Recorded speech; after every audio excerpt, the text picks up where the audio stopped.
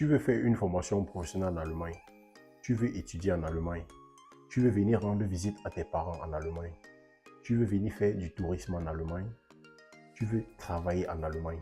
Voici l'occasion pour écouter la vidéo jusqu'à la fin et tu seras au courant de toute la procédure, comment tu pourras mener ça à bien toi-même sans avoir besoin de quelqu'un qui va venir te dire que donne-moi 30 millions pour constituer tes dossiers. Écoute cette vidéo jusqu'à la fin, lâche un pouce bleu, clique sur toutes les notifications et partage la vidéo en outrance pour que tous ceux qui sont dans le même problème que toi puissent avoir une solution et que demain ils te disent merci. Donc aujourd'hui, on va commencer avec ceux qui veulent aller faire leur formation en soins infirmiers en Allemagne. Ce n'est pas compliqué, il suffit juste d'être attentif, de suivre tout ce que je vais dire et là, tu pourras être capable toi-même de constituer tes dossiers et de ne pas passer par les rabatteurs. Ceux qui disent que donne-moi 20 millions, donne-moi 60 millions, donne-moi 15 millions pour que je puisse arranger tes documents et que tu voyages en Allemagne pour suivre ta formation professionnelle en soins infirmiers. Puisque c'est ça qui est la donne maintenant. Pardon. Et c'est ça qui donne beaucoup de visas actuellement. Donc, si tu n'es pas encore abonné à ma chaîne, si c'est ta première fois d'arriver dans ma chaîne, si c'est ta première fois de me voir, abonne-toi, active la cloche de notification pour recevoir toutes les vidéos et toutes les astuces que je donne sur le voyage en Allemagne. Si tu l'as déjà fait, on peut lancer.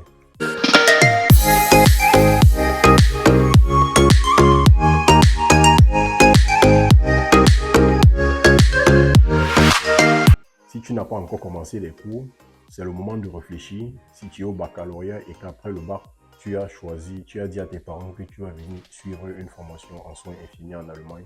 Voilà ce que tu dois faire du début avant d'avoir le baccalauréat. Déjà commencer à réfléchir ce que tu dois faire pour amener à bien ton projet. Parce que c'est un projet que tu mènes et tu ne dois pas blaguer avec. Nul ne doit blaguer avec son avenir. Donc pour commencer déjà, après le baccalauréat, qu'est-ce qu'il faut faire? Il faut faire les cours de langue. Après les cours de langue, qu'est-ce qu'il faut faire? Il faut suivre la procédure. Mais il y a certains qui sont un peu plus intelligents. Ils suivent la procédure parallèlement aux cours de langue. Donc, pendant qu'ils sont en train de faire des cours de langue, ils suivent la procédure. Et c'est ceux-là qui réussissent rapidement. C'est ceux-là qui ont compris exactement le game, comme on le dit. Donc, ce que tu as fait, c'est quoi? C'est qu'après ton bac, dès que les résultats sortent et tout, avant que les résultats ne sortent même, parce qu'il y a des enfants suédois au Cameroun qui savent déjà qu'ils vont réussir le baccalauréat avant que les résultats sortent. Hein. Donc, si tu es dans cette catégorie ou que si tu ne l'es pas, il n'y a pas de souci. Ce que tu dois savoir, c'est que après le bac, tu dois chercher un bon centre de formation. Tu dois chercher un bon centre de formation parce que tu auras 4 niveaux de langue, 4 niveaux de cours de langue, autant pour moi, à faire là-bas. En commençant par le A1 et le A2 qui sont les niveaux débutants. Et après ça, le niveau B1 et le niveau B2 qui sont déjà les niveaux autonomes où tu peux déjà comprendre les phrases simples, former des phrases, faire des textes, faire une conversation avec quelqu'un qui parle lentement pour que tu puisses tout comprendre et aussi analyser certaines choses. Et justement, c'est l'analyse qui compte dans la formation professionnelle en soins infirmiers. Parce que tu dois analyser les données, tu dois comprendre les patients et puis tu dois faire ton point de vue. C'est quoi un bon centre de formation? Un bon centre de formation, c'est un centre où il y a des bons professeurs, il y a des bons enseignants de la langue allemande. C'est simple. Il n'y a pas à chercher de midi à 14 h. Il ne faut pas aller entrer dans des centres où c'est des élèves comme toi qui ont déjà fini la formation qui reviennent te donner cours. Je veux dire la formation dans le même centre où toi tu as fait les cours de langue. Là, c'est un peu ambigu.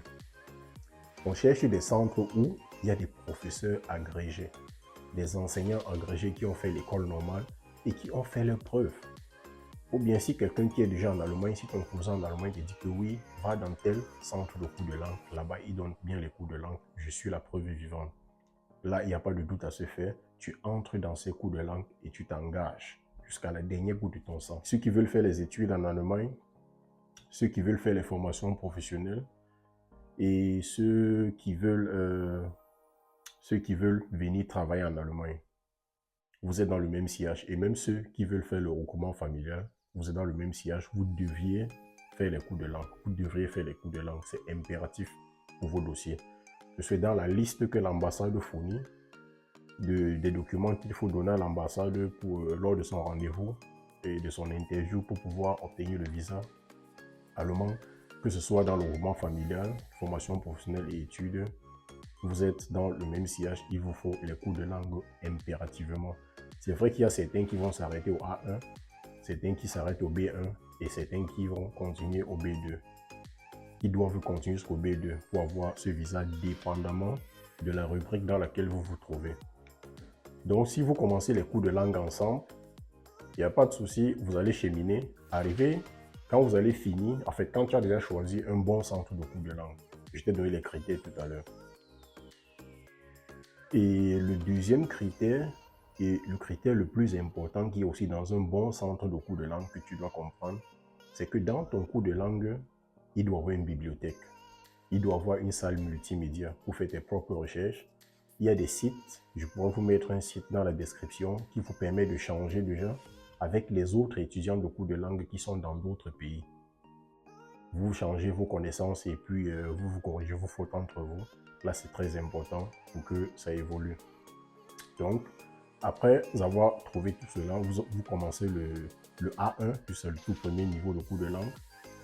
Quand vous finissez le A1, ceux qui font le regroupement familial, ils se détachent, ils partent composer le Staatsdeutsch, parce que c'est l'examen qu'on exige pour ceux qui veulent faire le regroupement familial. Quand ceux-là sont déjà écartés du groupe, vous continuez au A2. Et puis, après le A2, vous entrez au niveau autonome, c'est-à-dire le B1. Quand vous arrivez au B1, ceux qui ont arrivé au B1, il y a ce qu'on appelle le certificat Deutsch, le SIDAF, que vous allez composer, dépendamment du pays où vous vous trouvez. Au Cameroun, par exemple, vous voyez chez un maillot camerounais, nous, on compose le SIDAF. La majorité des centres au Cameroun composent le SIDAF à Yaoundé, à l'Institut Goethe.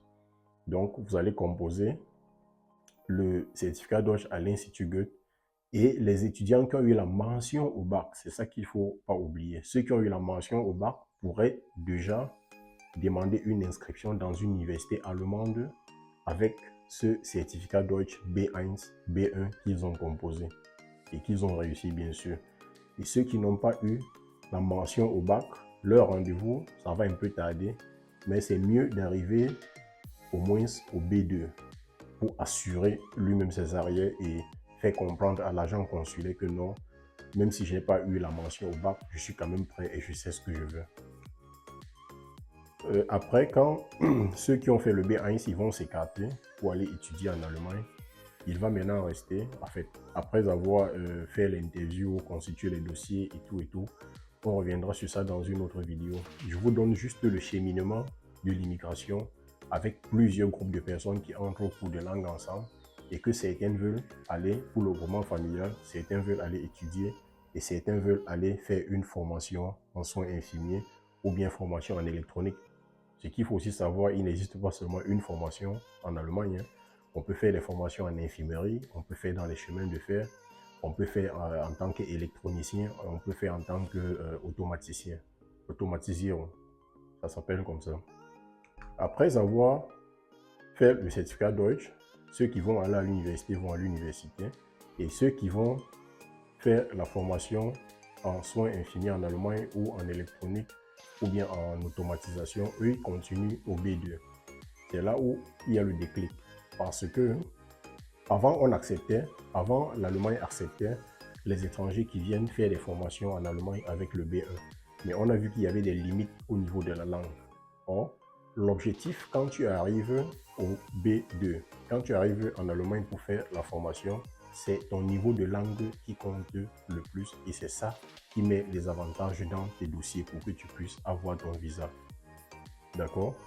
Donc, un petit exemple. Quand tu arrives en Allemagne pour faire ta formation en soins infirmiers, je vais prendre ce pan-là parce que la majorité de nos petits frères et de nos grands frères qui sont au pays souhaitent venir faire leur formation en soins infirmiers parce que parallèlement, c'est payant, tu fréquentes gratuitement et puis tu as un salaire à la fin du mois qui varie parfois entre 1000 euros et 1200 euros, et avec les impôts inclus. Donc, c'est donc ça l'importance d'avoir le B2 pour venir faire sa formation professionnelle en Allemagne. Puisqu'il va vous falloir un bon niveau de langue pour dialoguer avec les patients, pour dialoguer avec des collègues et aussi déjà pour faire des rapports. Parce que dans une formation professionnelle, quel est votre travail en fait? Vous faites l'école et vous faites la pratique en même temps. Ça veut dire que vous pouvez faire 2 mois d'école et 2 mois de pratique dans un hôpital ou bien dans un centre, où il y a beaucoup de personnes âgées, où vous devez prendre soin d'eux autant pour moi, parce que l'objectif de la formation en soins infirmiers, c'est que vous ne devez pas seulement travailler dans les hôpitaux ou bien, ou bien dans les centres où il faut s'occuper des handicapés et tout. La population en Allemagne est vieillissante, ce qui fait que il y a aussi un secteur où il y a des personnes âgées où vous devez vous occuper d'eux. Donc, c'est ça, en fait, parce que dans la pratique, par exemple, tu vas travailler parfois de 6h à 14h, ou bien de 14h à 22h, ou bien de 22h à 6h. Supposons que tu commences le travail à 6h. Quand tu arrives à 6h, celui qui a fait de 22h à 6h doit te faire ce qu'on appelle en allemand le Schichtübergabe. Donc, il doit te faire une passation de service. Et cette passation de service est basée sur quoi?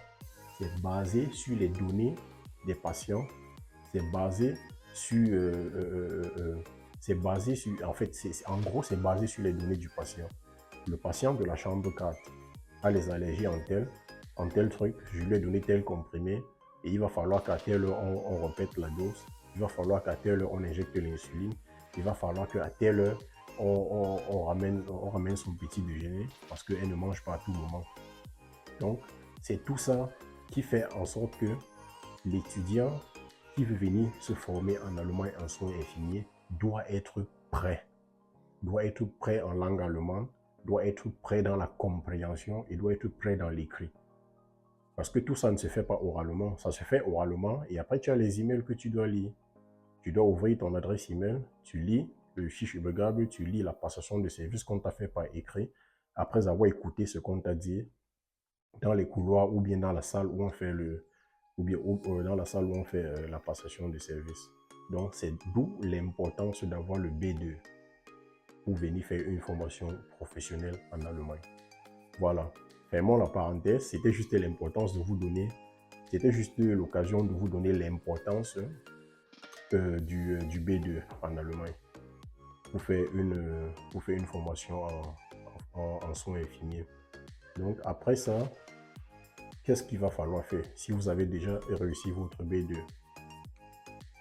Quand tu as réussi ton B2, c'est là où les vraies choses commencent. Et maintenant, comme j'ai dit au début de la vidéo, les plus intelligents engagent la procédure pendant qu'ils font les cours de langue. C'est-à-dire, chercher déjà un contrat en Allemagne, chercher déjà une adresse en Allemagne et chercher déjà à comprendre comment le système dans la formation des soins infirmiers se passe.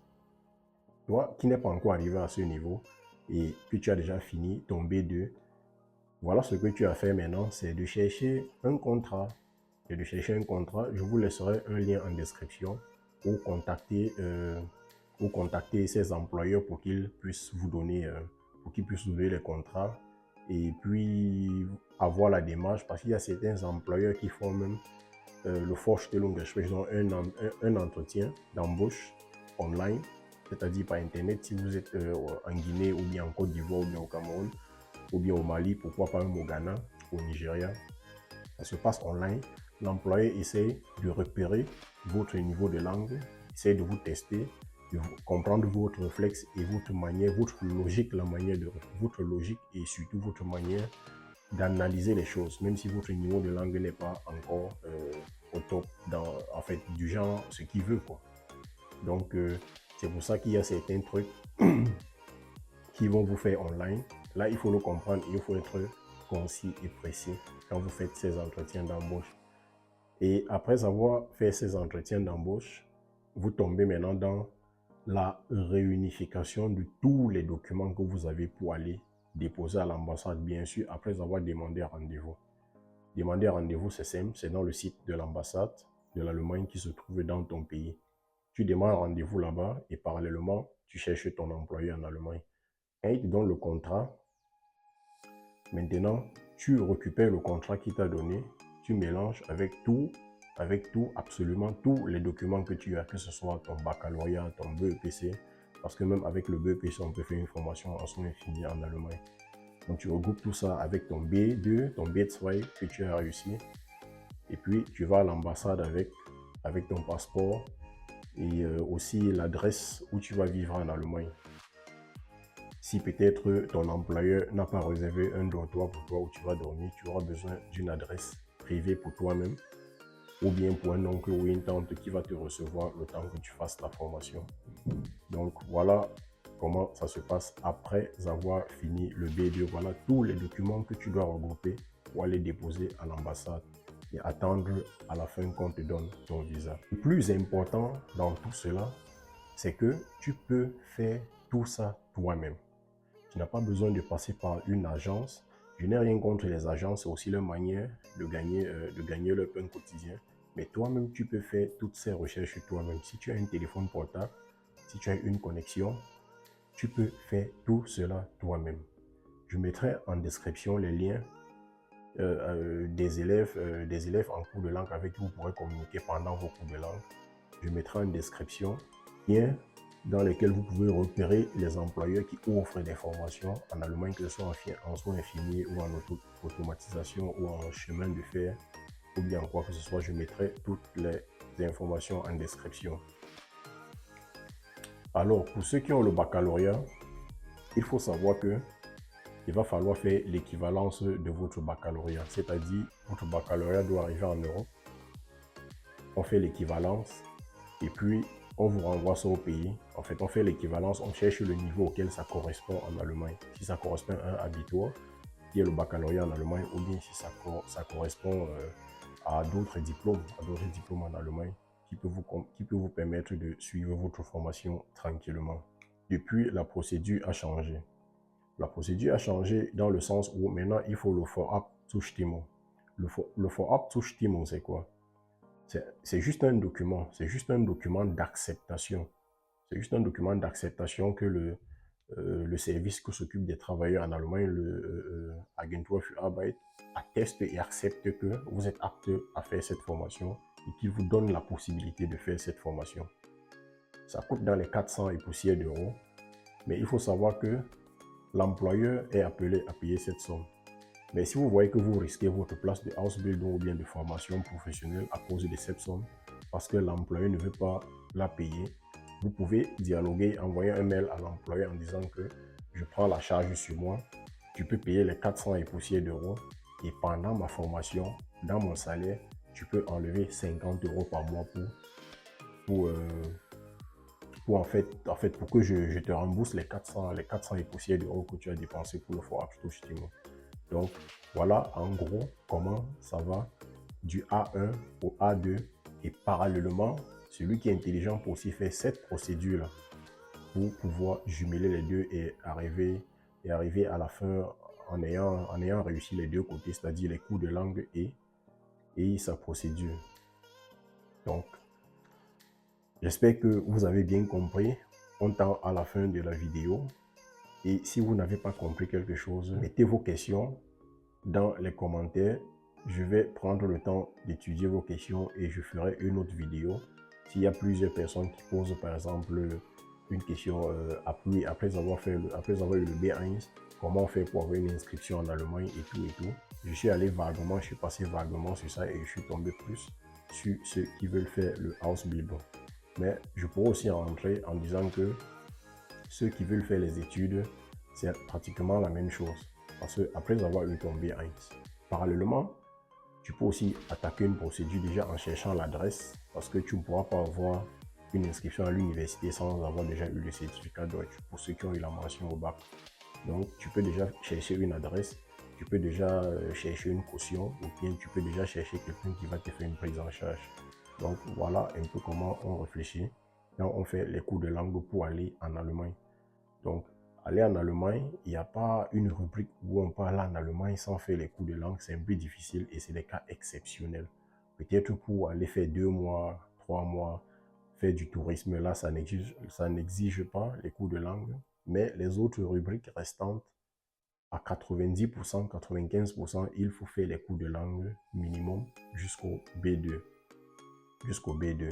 Pour ceux qui font la formation professionnelle, le B1, je vous ai expliqué pourquoi il faut arriver au B2 pour la formation professionnelle.